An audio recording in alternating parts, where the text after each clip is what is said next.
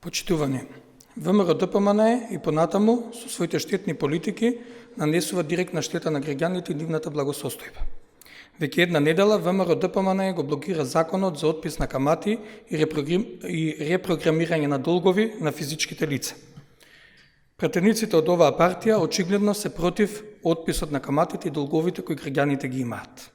Христијан Мицковски и неговите пратеници го блокираат законот кој ќе значи конечно решавање на проблемот со старите судски и извршни предмети трансферирани кај извршителите и нотарите во 2011 година, како и проблемот со предметите дадени за извршување и наплата на долгови пред извршителите заклучно со 31.12.2017 година.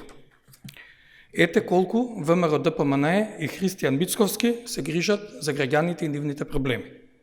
Наместо граѓаните да се ослободат од нивните долгови, поради штетните политики на ВМРО ДПМН, тие и понатаму ќе стравуваат како да се справат со каматите и долговите.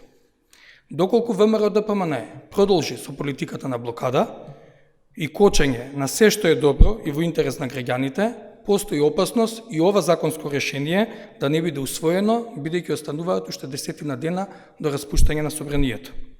ВМРО ДПМН со своите деструктивни политики прави се за да ги блокира покрај овој закон и законот за отпис на камати и репрограмирање на долгови на јавните предпријатија, законот за легализација на бесправно изградени објекти, законот за Академијата за суди и јавни обвинители, законот за поништување на лустрацијата. Сите овие законски решенија се во интерес на граѓаните, а ВМРО ДПМН очигледно работи против нив.